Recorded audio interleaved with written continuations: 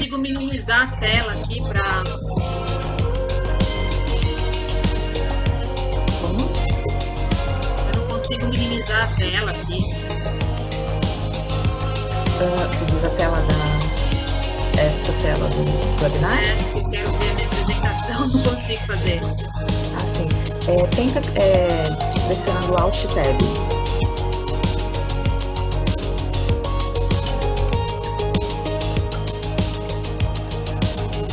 Segura o Alt e vai apertando o Tab. Esse. Não? Então, tudo bem. Eu acho que é a hora quando eu der o share screen, quando eu puder fazer o share screen, eu consigo ver, né? Sim. Vocês dão uns minutinhos para o pessoal chegar. Isso. Você sabe quantas pessoas foram cadastradas? Eu não lembro agora.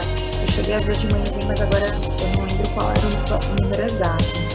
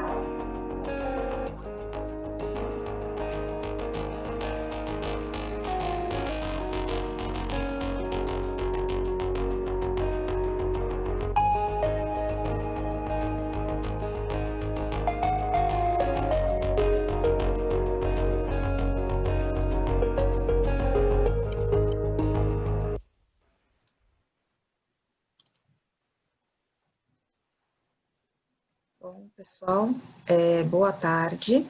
Nós vamos dar continuidade ao nosso último dia do evento, certo? Nós estamos aqui agora com a senhora Mariane Gaeta, e o tema da palestra dela será sobre comércio exterior com foco em logística internacional, tá? Lembrando que vocês têm a ferramenta QIA, caso vocês queiram fazer algum questionamento, alguma pergunta para a Mariane, tá certo? E essas questões vão ser respondidas durante a palestra ou no finalzinho dela, tudo bem? Então, Mariane, seja bem-vinda mais uma vez. Obrigada pela presença e a palavra é sua. Obrigada. Eu não consigo ver as pessoas, né, que estão aqui. Isso, não. Ah, entendi. Então, nem sei quantas pessoas estão online. Tem 4 pessoas agora, mas o pessoal ainda está entrando. Eles ainda estão chegando. E eles também não conseguem falar, né? Isso. Você não consegue ver a imagem deles e não consegue ouvi-los também.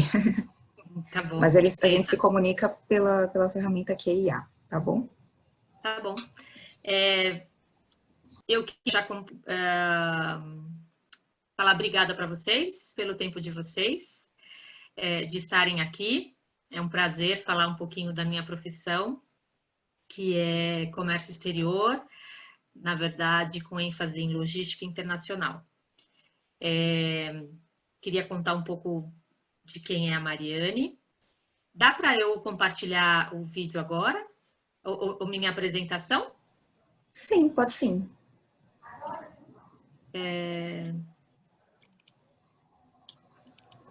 Eu não estou conseguindo ver onde está o share vídeo aqui. Você está no computador, né? Ele aparece ali na parte de baixo da tela. Já consegui maximizar aqui. Você me avisa quando estiver vendo, tá bom? Isso, já consigo ver. Tá bom.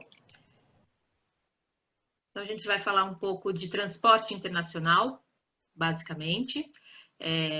Eu sou graduada em Administração e Negócios Internacionais pela Embi Morumbi. Sou pós-graduada em Comércio Exterior pelo Mackenzie.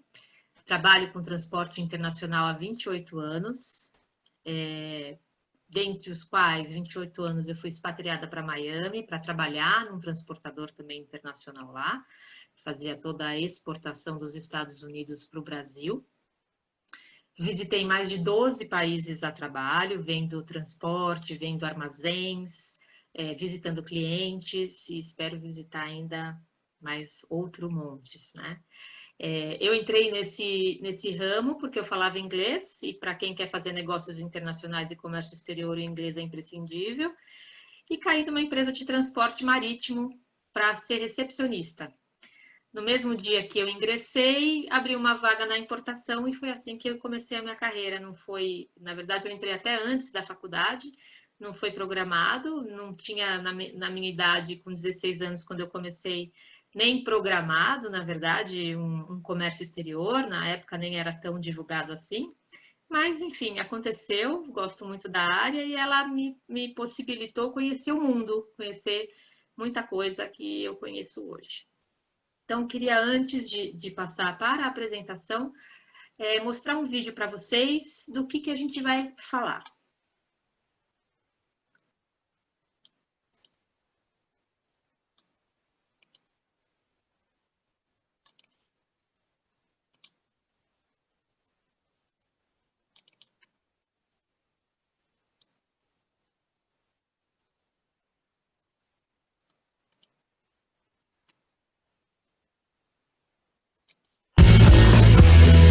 As turbinas eólicas que convertem a energia do fluxo do vento primeiro em energia...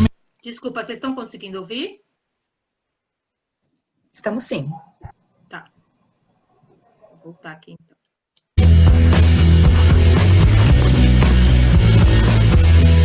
As turbinas eólicas que convertem a energia do fluxo do vento primeiro em energia mecânica e depois em energia elétrica estão sendo construídas cada vez mais frequentemente hoje em dia. Essa fonte de energia se difere de outras porque, em primeiro lugar, não precisa de matérias-primas e, em segundo, ela não deixa resíduos. Ou seja, essa é uma das maneiras mais ideais de se gerar eletricidade. Mas há um grande porém nisso. Não dá para construir uma turbina eólica em qualquer lugar. Para funcionar, a usina requer um alto nível médio anual de vento e achar um local compatível com essas exigências leva tempo e muitas vezes se localiza longe da civilização.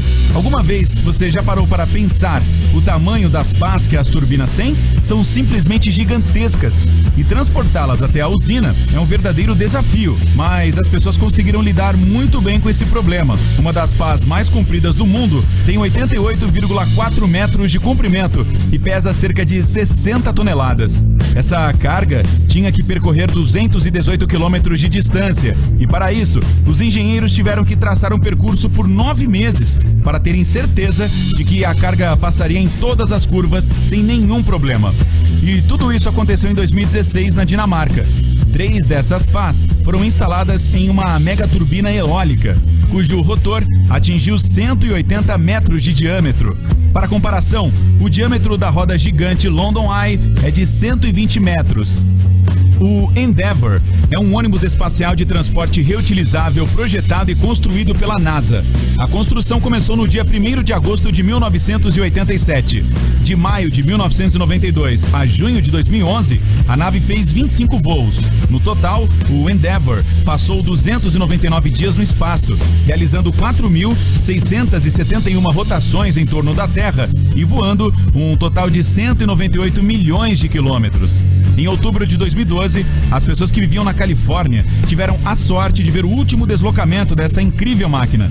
Depois de 19 longos anos de trabalho, a nave finalmente se aposentou. Sua última viagem foi ao Centro de Ciência da Califórnia, em Los Angeles. A nave, então, teve que ser transportada diretamente pelas ruas da cidade. Diante dos olhos de milhares de espectadores, o Endeavour percorreu 19 quilômetros na sua última viagem.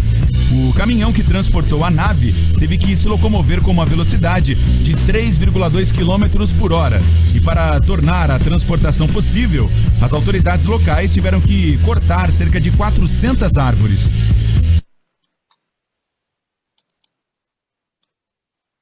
É desse tipo de transporte que eu estou falando, tá? É isso que eu queria mostrar para vocês. Tem mais outro vídeo aqui, mas aí depois, desculpa. depois eu mostro. Deixa eu sair daqui.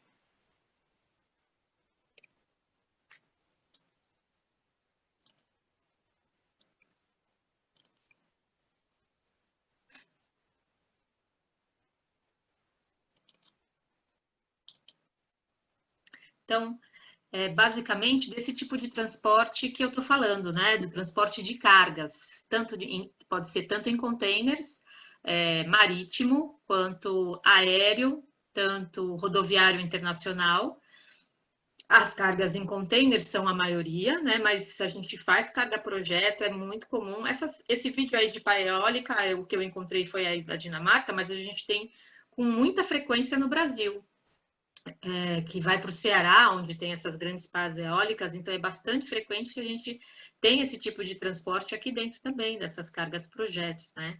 E aí, quando você tem esse tipo de transporte, é bem isso que ele falou, às vezes você tem que cortar árvores, você tem que parar o trânsito, tem que programar com antecedência para que, num horário...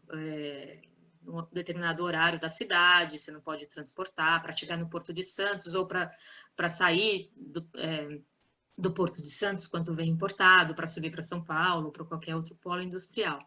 Então, a gente está falando, eu estou falando basicamente desse tipo de transporte, tá bom? Então, vou começar aqui com vocês. Deixa eu colocar em modo apresentação. Ver se ele vai. O que é o comércio exterior, né? Nada mais é que a troca de bens e serviços através da fronteira internacional, né? Então, qualquer coisa hoje, né, que a gente vá vestir, por exemplo, vem da China ou Vietnã, enfim, muita coisa importada. E o Brasil é um dos grandes exportadores também de mercadoria, né? Nós somos um dos maiores exportadores de mercadoria, na verdade, de commodities, que é soja, milho, açúcar, então carne, a gente transporta muito isso, né? Então nós somos realmente um dos maiores exportadores. E isso acaba gerando bastante oportunidade nessa área, né? Porque a gente precisa de muitos profissionais. E a área é gigante, né? Tem uma série de coisas que podem ser feitas. Aí na foto é um navio de containers, né? São vários navios de containers, tem vários tamanhos, várias quantidades de containers que podem ser carregadas no navio. Quando que usa um ou outro, aí vai depender do calado do porto e da necessidade. O que é o calado? O calado é a distância entre o navio e o chão do mar, né? Então, tem navios muito grandes, gigantescos, que não entram, por exemplo, no Porto de Santos, porque ele encalharia. Então, os navios, para vir para Santos, esses que são de container no Porto de Santos, eles têm que ser mais achatados, assim, e não pode ter mais se não me engano, está com 8.500 teus. Com teus a gente fala que é o mesmo nome de container, 8.500 containers por navio. Esses, assim, são muito grandes, que aí eles ficam mais na rota da Ásia, entre Ásia e Estados Unidos, que é um grande polo aí de transferências de mercadorias, e aí tem um calado enorme, e essas grandes embarcações podem ir por lá. O que faz um profissional de comércio exterior? Tem muitas atuações, né? E era isso que eu queria passar para vocês. Então, basicamente controla, né, todos os processos de importação e exportação de produtos, e isso envolve várias coisas. Então, ele estuda a oportunidade de compra e venda de produtos. Então, se você está numa Nestlé, por exemplo, né, a Nestlé precisa aqui de um leite importado para fazer o chocolate XPTO. Então, você que é um comprador da Nestlé, formado em comércio exterior, você precisa buscar, talvez na Suíça, o melhor leite que tem, a sede da Nestlé Suíça, o melhor leite para trazer esse leite de importação. Ou, enfim, você vai procurar em outros países aonde você acha qual é um fornecedor importante para você trazer aquele ingrediente X do chocolate Y que a Nestlé precisa fazer. Outra coisa que você pode fazer, se você também é uma empresa aqui que exporta, por exemplo, né? Por exemplo, a Natura, que é uma empresa brasileira e que exporta para o mundo inteiro, que agora até comprou a Avon, enfim. A Natura, quando começou, precisou achar também mercados lá fora. Ela vendeu bastante no Brasil, em determinado momento ela falou, não, eu quero expandir. Então, você que é a gente chama de trader, né? Você que é um trader dentro da Natura, você vai começar a fazer contato com empresas compradoras desse produto da Natura ou distribuidoras lá fora e vai começar a vender o seu produto, mas para isso você precisa entender um pouco das leis do país, como é que é a taxa de importação daquele país, porque cada mercadoria para entrar em cada país existe uma taxa de importação. Então, por exemplo, aqui no Brasil, né, brinquedos. Estados Unidos é um grande produtor de brinquedos e é muito mais barato comprar brinquedo nos Estados Unidos do que comprar no Brasil, né? Por quê? Porque o Brasil protege as indústrias locais, os fabricantes locais. Isso é muito comum em todos os países, que os seus governantes protejam a sua indústria local, né? E aí isso acontece para proteger, e quando isso acontece, qual é a forma que os governos possuem para que... Só um minutinho.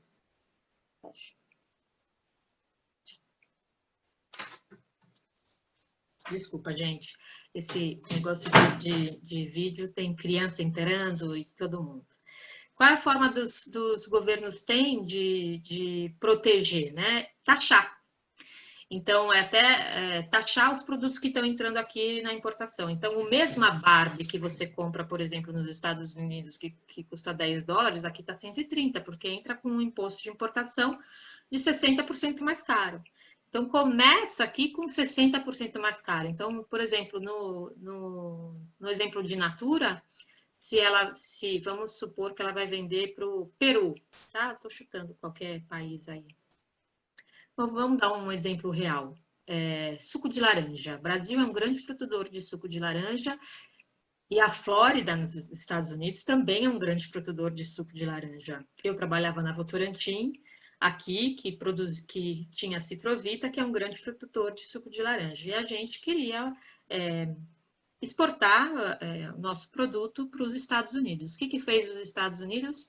Sobretaxou o nosso suco altissimamente, que quando chegasse às prateleiras ia estar muito mais caro que os sucos americanos. Então, ninguém compraria. E aí foi uma grande guerra, porque a gente entrou com uma representação na Organização Mundial de Comércio, a grande OMC, que vocês já estudaram sobre isso, contra os Estados Unidos para falar, ele não pode fazer isso, ele está protegendo a indústria dele, mas está muito alto. Então aí começam as guerras, que hoje é exatamente a guerra entre China e Estados Unidos. Quando o Trump briga com a China, ele fala assim, eu vou sobretaxar 10 mil produtos chineses. Ou seja, os produtos chineses vão entrar nos Estados Unidos com um imposto de importação altíssimo e as indústrias locais ou de qualquer outro país vai se dar bem, porque é óbvio, o consumidor vai escolher sempre um produto mais em conta, né, de mesma qualidade, de outros países. Então, ele pode sobretaxar da China, mas ele não precisa necessariamente sobretaxar de outros países, né?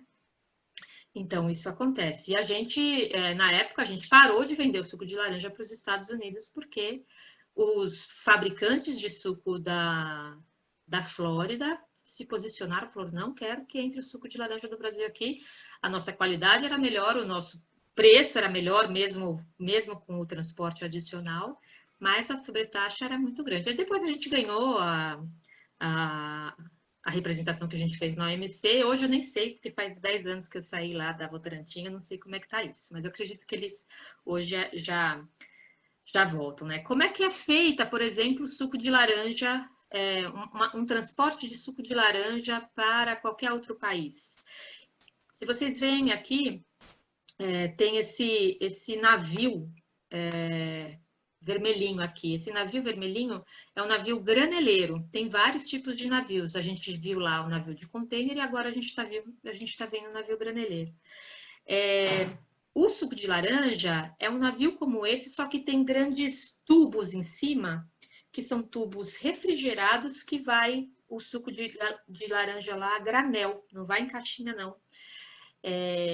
O suco, como curiosidade, ele passa por um processo que é retirar da água do suco, fica só aquela polpa mesmo, né? Para não ter que transportar água, porque o transporte é caro, então é assim que acontece. Essa água é utilizada para irrigar a plantação de laranja, e a polpa do suco é que vai dentro desses silos grandes que sai para fora desses graneleiros assim e fica refrigerada. Quando ela chega, por exemplo, que a gente vendia muito para a Europa, tinha em Antuérpia, se conecta uma mangueira grossa, grandona, dentro desses silos, para dentro de um armazém, que já é um armazém de suco de laranja, por exemplo, e aí tira toda essa massa de suco dentro, e aí lá no local, nos países, se adiciona de novo a água, se adiciona aquelas célulazinhas, o bagacinho para ter aquela sensação de frescor, e faz de novo um suco, e é esse suco que é vendido na Europa, Estados Unidos, enfim. Por isso que os sucos, quando a gente viaja lá fora, não é tão gostoso, porque não é natural igual ao nosso, né? Vamos combinar. Porque eles são reconstituídos, na verdade, né? Então é assim que a gente transporta, e a gente transporta muito suco de laranja. Na foto, vocês vão ver aí, o transporte de açúcar. Então, como é que chega esse transporte de açúcar? Se você vai ver a primeira foto aqui, do lado esquerdo, é um caminhão que está vindo da usina de açúcar e está trazendo o açúcar para o terminal. Para descarregar esse açúcar em granel, ele vai abrir a parte de trás do caminhão e no chão, se você vê, ele é furadinho. E aí passa todo esse açúcar para o chão. E aí no chão, ele puxa por uma correia grande, tem um sugador, que já vai para a segunda foto. Vocês estão vendo que na segunda foto já cai aqui, ó, o açúcar caindo já dentro do navio, que são essas partes vermelhas do navio aqui do lado. Vocês estão vendo que eles têm as partinhas abertas ali em cima, né? Tem 1, 2, 3, 4, 5, 6, 7, 8. Tem 8 compartimentos. 1, 2, 3, 4, 5, 6, 7, 8, 9. São 9 compartimentos de açúcar ali em cima. Então, os caminhões vão chegando, vão descarregando todo esse açúcar, aí a empilhadeira não, é o tubo, né, que ele suga, começa a encher todos os compartimentos, encheu, fecha, aí abre outro, encheu, fecha, e esse navio vai assim, graneleiro até lá. Quando a gente exporta para a Europa açúcar, por exemplo, também chega lá, tira esse conector e lá eles embalam com a embalagem do local, né? Só coloca lá que é original do Brasil, mas coloca com uma embalagem do país, e é assim que a gente transporta dos navios graneleiros, tá? Só como curiosidade para vocês saberem aí. Então, assim, o que faz voltando aqui, o que faz um profissional de comércio exterior? Depois que você tem para quem você vai vender, qual país que você vai comprar, ou vende ou compra, aí a gente define a forma de transporte dessa carga e de armazenagem, né? Então, assim, eu vou transportar, vai ser aéreo, dependendo, por exemplo, se for transportar comida, se for transportar alguma coisa de chocolate, ou mesmo vacina, flor, né? Tem muita importação de flor da Colômbia, por exemplo. Qualquer produto que precisa de remédios, precisa de temperatura controlada, então precisa saber que vai ser, às vezes, transporte aéreo, pode ser marítimo, mas tem que ter temperatura controlada, vai ser granel ou vai ser container, vai ser rodoviário, por exemplo, se for para a Argentina, para o Chile, aí é um transporte rodoviário. Se tiver neve no Chile, não pode ser em determinado momento, porque fecha a cordilheira, aí você tem que ir de navio. Então, você tem um monte de coisas que você precisa estudar para fazer um transporte. Na armazenagem, é a mesma coisa. Por exemplo, se é um produto químico, existe uma série de detalhes de um armazém precisa ter, de controle para você armazenar um produto químico, ou um produto de refrigeração. Então, você precisa escolher armazéns que estão capacitados para armazenar remédios, né, dependendo do tipo de mercadoria. Também pode controlar procedimentos de câmbio, porque cada importação que se faz ou exportação, você precisa ou remeter o dinheiro para fora, se você está comprando alguma coisa, né? estou comprando alguma coisa de $10 mil. Então, o cara falou, tá bom, me paga aqui $10 mil. Esses $10 mil você tem que ir no banco e efetuar um fechamento de câmbio pela taxa do dólar do dia e esse banco vai fazer essa remessa para quem você comprou. Existe uma área do banco que se chama área de câmbio que faz isso, estuda o comércio exterior e é muito bacana também, a gente depende bastante disso. E seguros, né? Porque a carga de transporte, a gente transporta milhões e milhões. E é comum acontecer alguns desastres, comum não, né? Mas, enfim, acontece alguns desastres no caminho, tanto aéreo, rodoviário, quanto marítimo.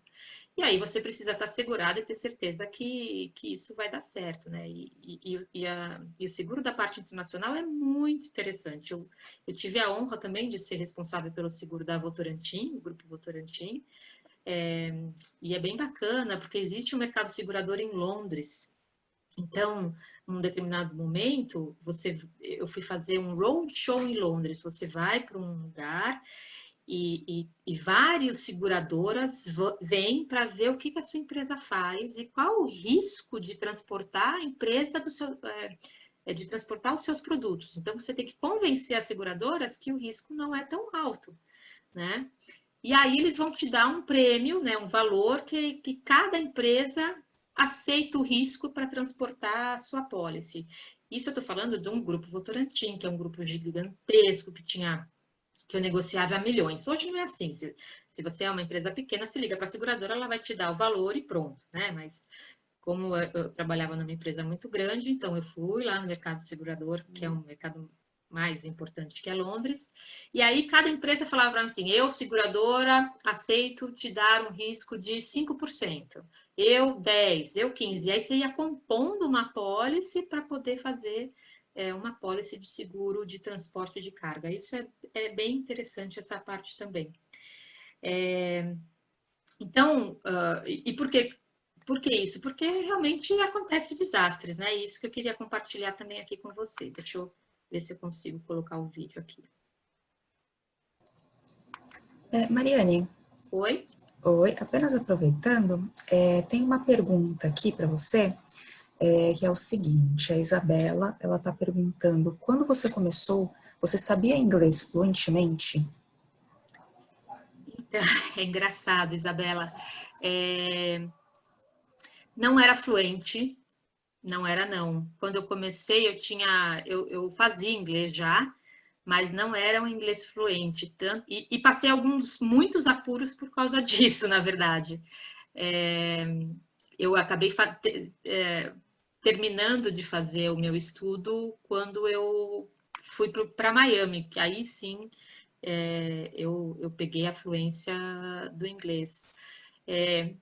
Mas eu tinha uma noção para poder escrever, pelo menos, né? Porque o meu dia a dia inteiro é de inglês, né? Então, a carga saiu, não saiu. Olha, a empresa aqui pediu para você fazer uma coleta de uma carga lá fora. Você pode ver para mim? Aí a empresa lá fora tá bom, vou olhar. Quanto que é o custo para você coletar? Então, é o dia inteiro isso. Puxa, a carga não saiu, cadê o avião? O avião atrasou, o navio onde está? Onde está a carga? Então, a comunicação é o tempo inteiro em inglês, né? Mas, claro, quando você está começando, tem os níveis, né? Que você precisa de mais ou de menos. Hoje eu preciso muito, né? Eu falo muito lá fora, mas quando você começa normalmente em fazendo essa coordenação de carga, o inglês básico talvez você consiga ingressar, mas hoje realmente é imprescindível você ter o inglês, o espanhol para falar com os países.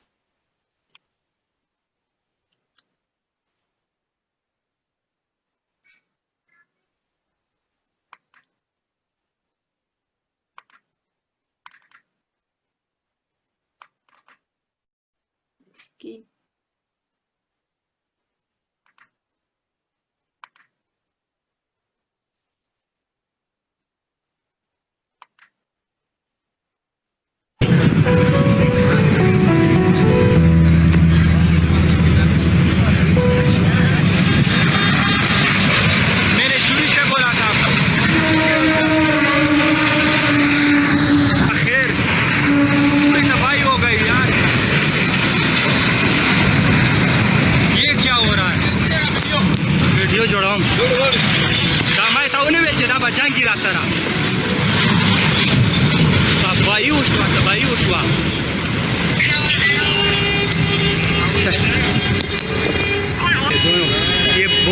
जा रहा है।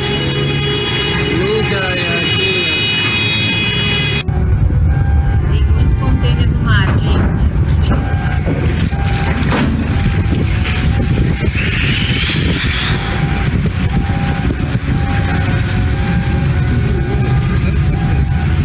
O mau tempo, o barbeirinho mesmo. Olha a situação. E aí, a situação vai crescendo.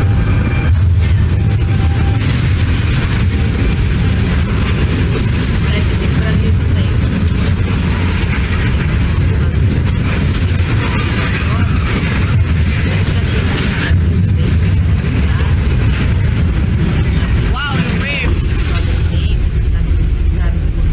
¡Wow, qué destrucción, Dios mío! Por causa do balanço muito, isso também acontece. Quando é o seu cliente que está lá dentro, ai, que desespero. Vou passar rápido aqui porque ele fica muito nessa visão aqui. Deixa eu passar aqui esse para outro.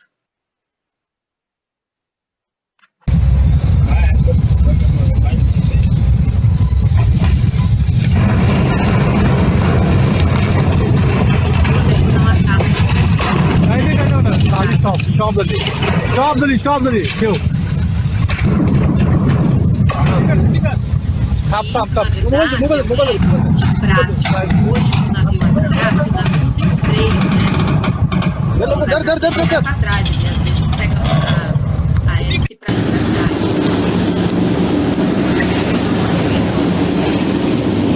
Tem um barquinho do lado, quando vai ter então eles ficam borrachas do lado, eles vão empurrando o navio para fora, Mariane, a gente não está conseguindo te ouvir muito bem. Oi? Nós não estamos conseguindo te ouvir muito bem, o som está alto no vídeo.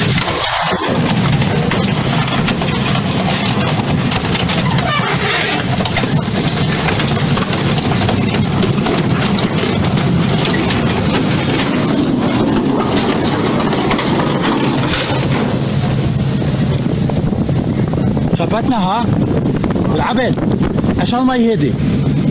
خفتنا بالعبد ها طلع وين بسرعه تحت. غوزي بسرعه حط سلم شوف خفتنا.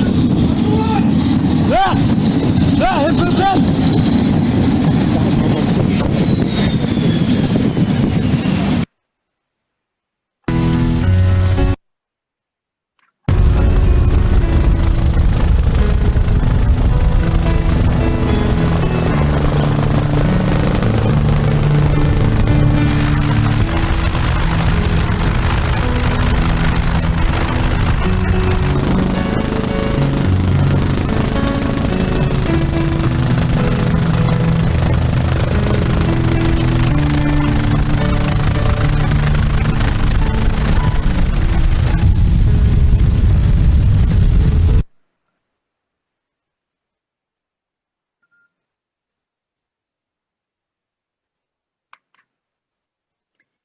Então, como vocês podem ver, pessoal, desastres acontecem, não são difíceis de acontecer, né? Aquele furo grande lá do navio, eles bateram em alto mar. A gente olha e fala assim, como é que isso é possível, gente? É um mar tão gigante, mas ninguém viu, né? Enfim, a gente se questiona algumas vezes. É erro humano, né? Porque tem tanta tecnologia hoje, como é que eles conseguem bater num mar tão extenso desse sem parar, né? Então, o que eu estava falando para vocês? Quando acontecem esses desastres perto do porto, muito provavelmente é erro do prático. O navio, ele não atraca sozinho, né? Porque se ele deixar a hélice a hélice faz um movimento, o navio anda. Ele não consegue parar, ele tem que ligar a hélice para voltar, então assim, é muito pesado, né? Demora muito as reações. Então, ele desliga o motor e o prático, que são os navios pequenininhos que ficam dos lados, eles vão empurrando o navio para que ele atraque. E às vezes o prático erra, empurra mais, empurra menos, e aí acontece aqueles acidentes que a gente viu. Então, o seguro realmente é importantíssimo nesses casos, né? Deixa eu voltar lá para a apresentação.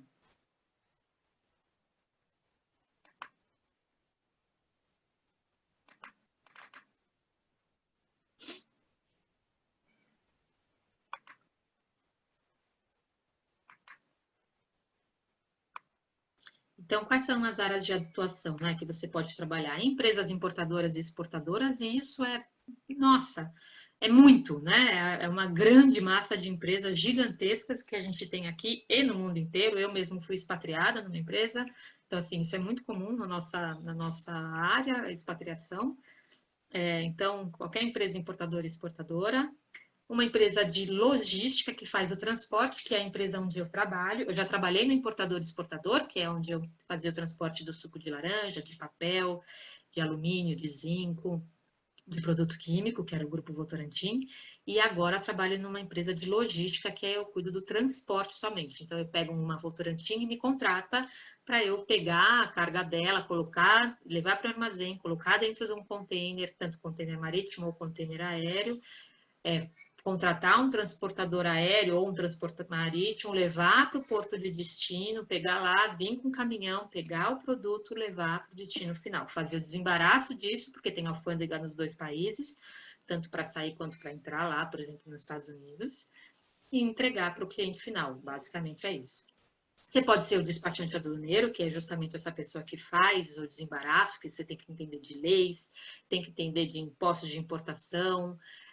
Cada produto tem um imposto de importação, às vezes tem acordos bilaterais, né? Então tem o NAFTA, acordo com o México, Estados Unidos, que reduz um pouco a tributação.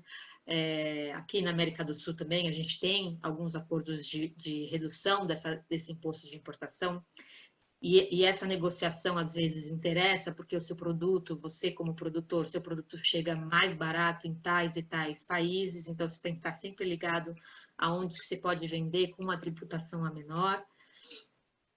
Você pode trabalhar em instituições financeiras, e aí aquilo que eu falei que é do fechamento de câmbio, né? Bancos, principalmente, que está muito relacionado ao comércio exterior, tem uma série de exigências do Banco Central que a empresa precisa cumprir e é fiscalizado pelos bancos para você, nessas remessas de divisas, né? Agências governamentais de desenvolvimento econômico, como a Apex, por exemplo, faz viagens lá fora para desenvolver o Brasil, para achar, por exemplo, compradores para os nossos produtos, para a gente exportar mais, né? Operadoras de câmbio que eu falei e de seguro também, que eu falei, que é bem bacana. Quais as principais áreas de atuação, só para esmiuçar um pouco? Então, venda e compra internacional. Então, você faz, que é o trader, né? Você faz uma análise de mercado, aonde que você precisa daquela produto para a sua produção. Então, aqui, por exemplo, tem vários clientes que importam, por exemplo, maquinários para fazer a sua fábrica, né? Então, traz da Alemanha, traz da Itália. Então, nossa, quem produz isso para mim? Você vai ter que procurar, vai ter que negociar um custo desse produto, qual o tempo de produção, mais o tempo de transporte, em que momento que ele chega aqui, mais o tempo de desembaraço lá no porto, aí mais o tempo de transporte do porto até a sua fábrica, para montagem. Então, tem todo isso, esse tempo aí que você precisa calcular. Entender a cultura do local, porque às vezes você vende um produto para lá e culturalmente não é o que... E isso é junto com o marketing, né? Tem o marketing internacional, o comércio exterior também tem marketing internacional, e é bem bacana essa área. As leis, né, que é isso, o imposto, essas coisas, onde o produto será comercializado. A logística, que determina a forma de transporte do produto, e aí vai depender da característica da carga, característica, que tipo de avião você pode transportar. Tem aviões que não aceitam baterias, por exemplo, tem transportes aéreos que você só pode transportar em aviões cargueiro. A maioria dos aviões de passageiros embaixo tem cargas, né? Então, o que move mesmo as cargas são os aviões de passageiro. E isso agora com a pandemia foi muito ruim, porque você imagina, com a pandemia, parou o transporte aéreo no mundo. Reduziu 94% de aeronaves no mundo porque não tinham mais passageiros, né? E a gente ficou sem transportar carga, no momento em que a gente precisava transportar máscara, respiradores e buscar um monte de coisa na China. Não tinha avião, não tinha frete, e até agora a gente está sofrendo esse problema. Na verdade, você imagina você ter uma empresa e só ter 6% de frete disponível no mundo inteiro, né? Então, é uma situação bem complicada, mas no momento que aconteceu o Covid, que a gente teve que fazer? A gente teve que ir atrás dessas companhias aéreas que deixaram seus aviões parados, né? Porque não tinha passageiro, não tinha mais nada. A gente afretou essas aeronaves inteiras só para nossa empresa, para poder ir para a China, para buscar máscara, para trazer para cá, para buscar respirador e fazer toda essa logística que a gente chama de necessidade, né? De uma situação extrema que a gente ainda está vivendo, né? Naquela época, no começo da pandemia, foi pior, agora está um pouco melhor, a gente já começa. Até o próprio governo brasileiro tentou buscar e ele não conseguia aeronaves, não conseguia trazer os respiradores, também teve um problema de produção, mas também teve um problema logístico naquele momento, né? Então, você precisa saber afretar um navio, afretar um avião para poder trazer isso, né? Armazenagem, desembaraço que eu falei, seguro, direito internacional entre os países. Então, por exemplo, isso é muito legal, é uma das matérias que tem no comércio exterior, que você vê justamente isso, né? Pô, eu quero vender meu suco, os Estados Unidos sobretaxou lá e tá sobretaxando demais, né? Pelas leis, assim, não é assim. Então tá, você vai sobretaxar meu suco? Tá bom. Eu vou sobretaxar, então, sei lá, o seu iPhone que você manda para cá, né? Você vai me sobretaxar 10%? Tá bom, vou sobretaxar o seu iPhone a 70%. E fica essa guerra, né? E a OMC é onde a gente vai lá e fala, bom, ok, como é que a gente vai negociar isso? Então, a gente pega uma bacia de vários produtos, e cada um com a sua taxa, equivalente vai dar em tantos milhões lá, os Estados Unidos pega a outra bacia dele que vai ser equivalente a tantos milhões, e a gente equipara ali para que os países fiquem iguais. Então, se um fechar, o outro fecha, que essa é a guerra, exatamente, Estados Unidos e China, e quando um berra, o outro berra mais alto, falando, tá bom, vou te sobretaxar, também eu sobretaxo aqui, e fica essa guerra infinita, né? Então, hoje, onde eu trabalho? Eu trabalho no agenciamento de carga, que coordena todas as fases da logística, da operação de transporte de mercadoria, seja na importação, quanto na exportação, ou aqui no território nacional, né? Então, aqui a gente está vendo uma foto de um carregamento em avião, tá? Então, tem o transloader aqui, que ele sobe, né? Essa ponte sobe, e aí desliza toda a mercadoria para dentro do avião, e é assim que ele é embarcado, né? E aqui do lado, peraí, volta, é o embarque aqui rodoviário, né? Que a empilhadeira pega o container e coloca em cima do chassi para ele ser transportado. O que eu faço hoje? Eu faço venda de transporte. Então, eu não estou mais na operação para coordenar essa parte, eu sou o que eles chamam de Key Account. Eu tenho umas empresas grandes que eu sou responsável nas Américas por essas contas, né? Então, eu pego esse cliente, bato na porta dos clientes e falo, escuta, olha, a minha empresa, eu trabalho na Daxer hoje, é uma empresa alemã, minha empresa é essa, eu tenho transporte, você precisa de transporte? Tá bom. Quantos containers você tem? Então, por exemplo, na Votorantim, na época, a gente tinha 40 mil containers. Tá, eu tenho 40 mil containers. Qual que é o custo que você vai fazer para mim para transportar esses 40 mil containers e para vários países, né? Então, daqui para a Itália, daqui para os Estados Unidos, daqui para o Peru, daqui para a Colômbia, daqui para a China. E aí você faz uma negociação desse cliente, né? Eu dou para ele uma tabela de frete, vou vendendo e, claro, qualquer problema que esse cliente tiver, qualquer dificuldade, ele vai ver para mim. Então, eu faço muitas viagens internacionais, porque eu cuido desses clientes, são clientes globais. Por exemplo, um dos meus clientes é a Continental de Pneus. Então, eu sou responsável pela Continental de Pneus aqui no Brasil, lá nos Estados Unidos, no Canadá. Então, eu tenho que visitar todas as continentais para falar, e aí, como é que está o nosso transporte? Está tudo bem? Como é a equipe aí? Porque a empresa que eu tenho, que é a transportadora, tem mais de 400 que eu trabalho, não sou dona da empresa. Eu tenho mais de 400 escritórios no mundo e a maioria dos meus concorrentes são assim também.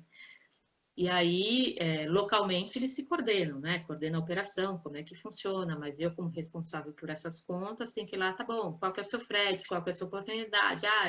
Estou precisando de uma armazenagem, eu estou precisando negociar esse frete aéreo aqui, e aí a gente vai vendendo esse nosso serviço, é isso que eu faço hoje. mas já fiz muita coordenação de embarque.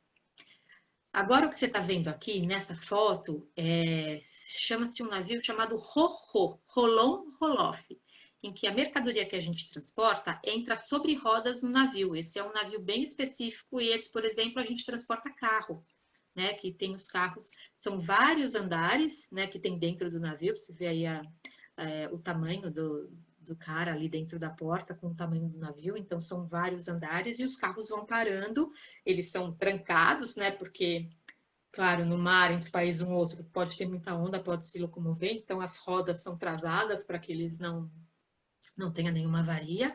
E aí chega no país onde você vai exportar, por exemplo, a Argentina, daqui para a Argentina, e aí eles saem sobre rodas, tem um monte de drivers, né? Esqueci o nome, gente, que dirige os caminhões, que dirigem os carros, que tem que entrar, sair e buscar outros carros para descarregar o navio, né? Aqui embaixo, nessa parte branca, é um container refrigerado. Se você olhar aqui na parte de trás do container, ele é todo elétrico, que é onde vai controlar a temperatura, porque tem cargas que tem que ficar a menos 10 graus, a menos 5 graus, a mais 25. Claro, no mar você não pode controlar, né?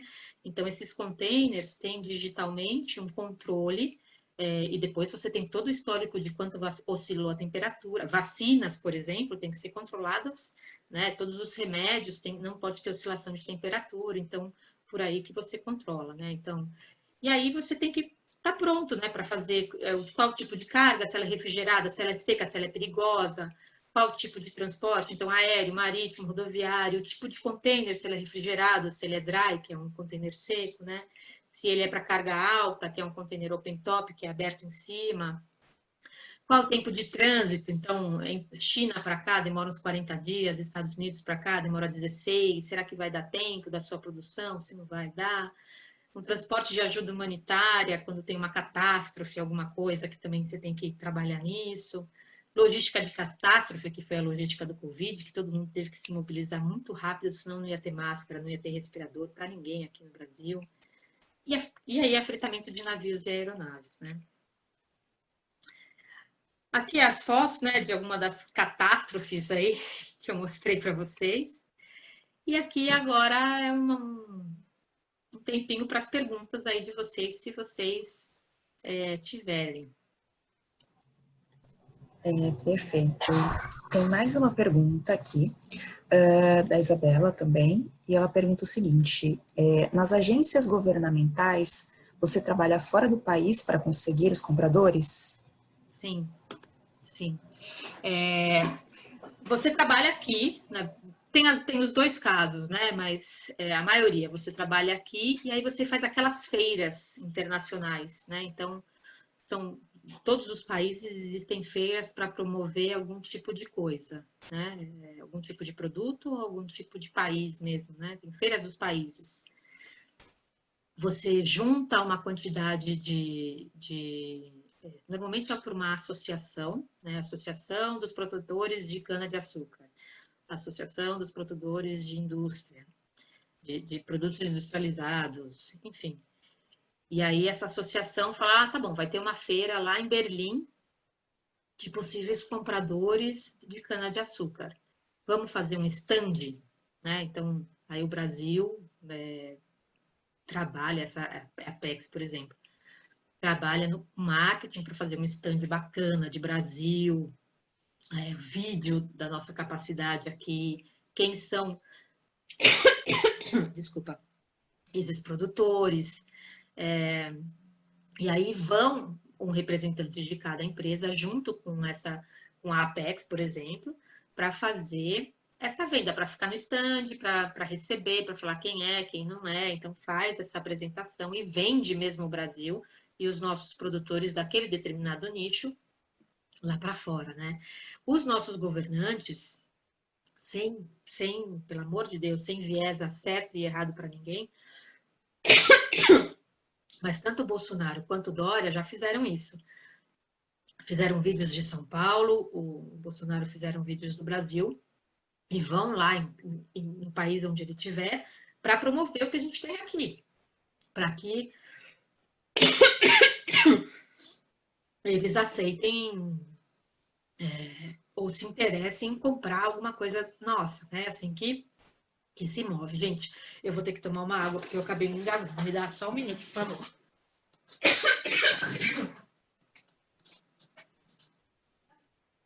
Mas não peguei. Então, e tem também aquelas pessoas que podem trabalhar lá fora, já promovendo, já achando possíveis compradores aqui para o Brasil.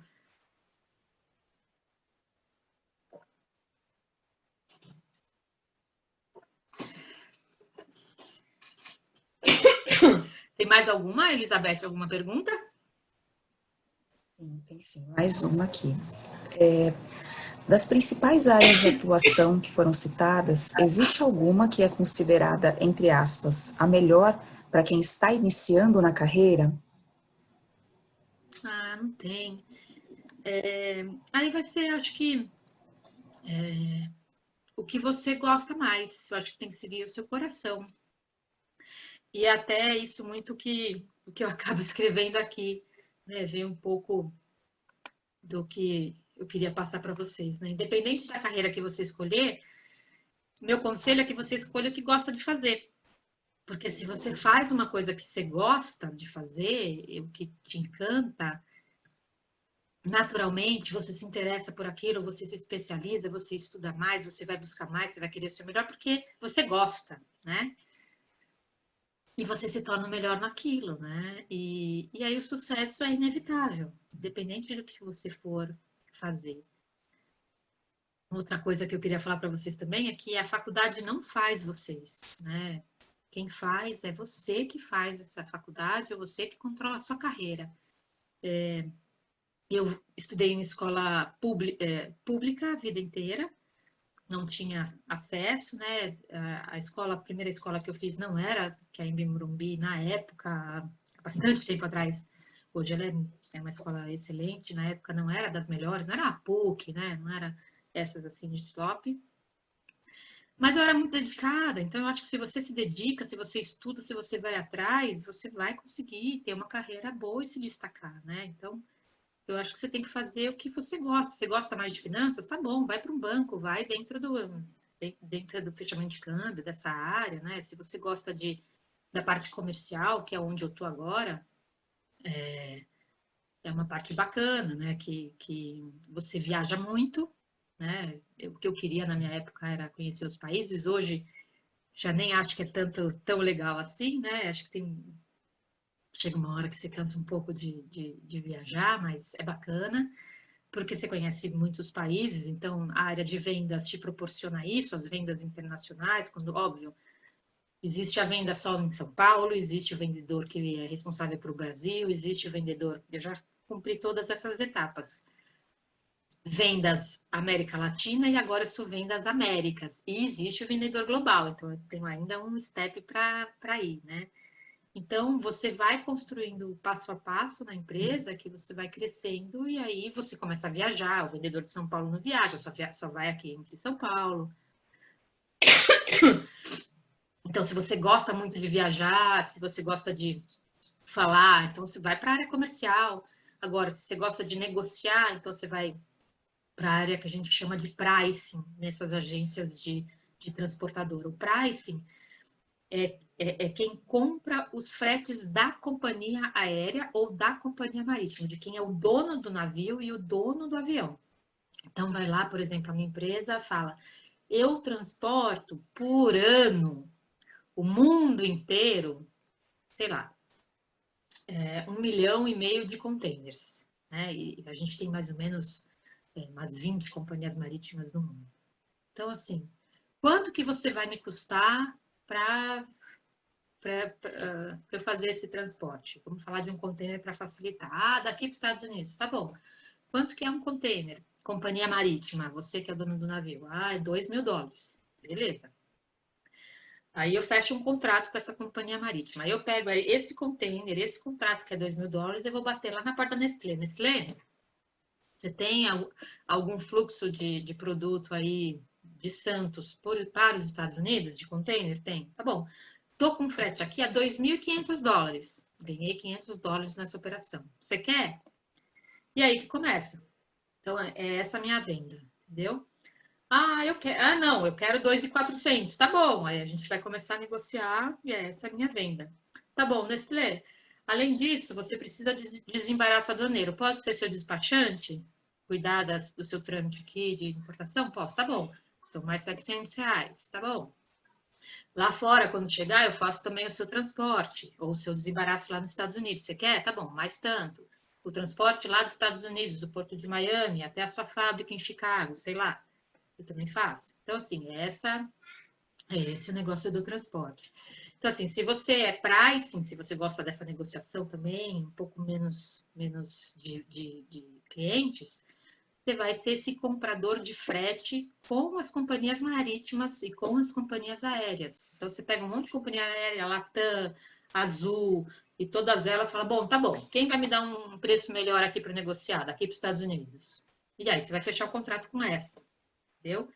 Na companhia marítima, a mesma coisa. Bom, tá bom, quem vai me dar? Eu tenho tanto de volume, eu quero um preço melhor. E aí, começa a negociar e elas também querem o seu volume para transportar, entendeu? Que mais? Acho que é isso. Marketing, é muito legal a carreira de marketing internacional, porque daí você tem que procurar quem são seus possíveis clientes lá fora, e aí você vai ser uma empresa mesmo, importação e exportação, quem que compraria, como o seu produto ficaria, quais são os impostos de importação lá no país que você quer vender, se tem alguma barreira tarifária para o seu produto entrar. Vai depender do que você realmente se interessa, né? Não tem qual é o melhor. Faz o que você acha que tem no seu perfil. Eu caí de gaiato, vou ser bem sincera. Eu fiz a operação por 18 anos. Eu entrei num transportador marítimo, e aí eu fazia a operação mesmo. Tá bom, tem esse container, eu vou acompanhar se o navio saiu, tem que emitir a documentação, passar a documentação lá para o destino, para que eles peguem esse documento e possam liberar o container lá no destino e acompanhar e passar para o cliente aqui, olha, o navio chegou, a carga foi desembaraçada, a carga agora está indo para o seu lugar, então eu fazia todo esse follow-up. E agora eu estou no comercial, que a gente chama, estou em vendas, né? Que é o mais core da empresa, porque se não tem a venda, né, ninguém transporta, ninguém vende nada. Então, um pouco, quem está na venda é melhor. Tem uns salários bons, você tem um cliente na mão, então tem bons salários também. Acho que é isso. Tem mais alguma pergunta, Elizabeth? Não tem, nós não temos mais nenhuma pergunta. Então, se você quiser fazer suas considerações finais. Então, gente, obrigada por vocês estarem aqui comigo nesse momento.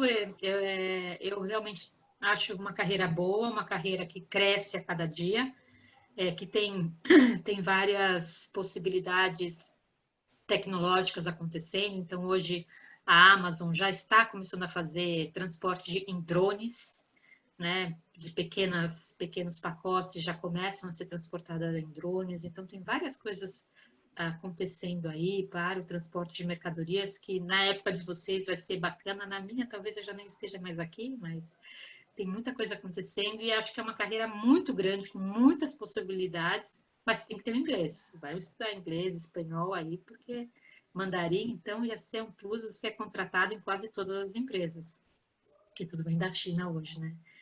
Então, mas faz o que você gosta, porque daí você não tem que trabalhar nem um dia na sua vida, você vai fazer alguma coisa por prazer. Não esquenta em faculdade. Claro, tenta entrar dentro do seu bolso, melhor, uma pública. Não conseguiu? Não significa o seu futuro. Esquece isso, tá? Vai, que estuda, faça o seu melhor, seja um profissional dedicado que vocês vão ter sucesso com certeza. Espero que vocês tenham gostado. O Pio tem aí os meus dados. Se vocês precisarem, estou à disposição também. Se vocês se formarem, me procurem. Eu estou no LinkedIn, Mariane Gaeta Figueiredo. Teria um enorme prazer em, se tiver, abrir um estágio para vocês. E a gente continua falando aí pelas águas e aviões da vida. Tá bom? Obrigada. Mais uma vez, eu que agradeço, Mariane. Muito obrigada. Muito bacana, gostei bastante. Acho que foi bem esclarecedora também, pessoal. Bom, agora nós vamos fazer um rápido intervalo. Daqui a pouquinho nós já voltamos com o nosso próximo ciclo de palestras. E eu vou pedir para que vocês respondam, por favor, a nossa pesquisa ao final dessa webinar, tudo bem? E é isso, gente. Muito obrigada pela presença de todos. Mariane, mais uma vez, obrigada. E até uma próxima. Tchau, tchau. Obrigada, gente. Tchau.